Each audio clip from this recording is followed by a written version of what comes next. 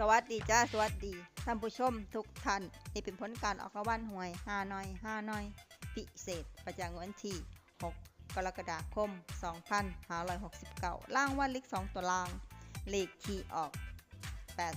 8787รางวัลเลข5ตัวล่างเลขที่ออก06487รางวัลเลข2ตัวบนเลขที่ออก6464รางวัลเลข3ตัวบนเลขที่ออก364364รางวัลเลข5ตัวเลขที่ออก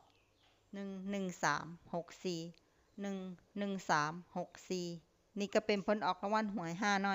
อยพิเศษประจำวันที่6กรกฎาคม2569ขอให้โชคดีมีชัยถูกหวยฮานอยพิเศษได้รับเงินกันทุกคนด้วยจ้าฝากไว้ได้จากซับตะไคร่กดติดตามและเป็นกำลังใจขอบคุณทุกท่านที่เข้ามารับชมและรับฟังแล้วมาพบกันใหม่ในผลการออกหวยฮานอยในเวลา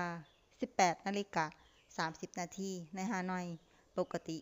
สำหรับครั้งนี้ขอบคุณและสวัสดีจ้า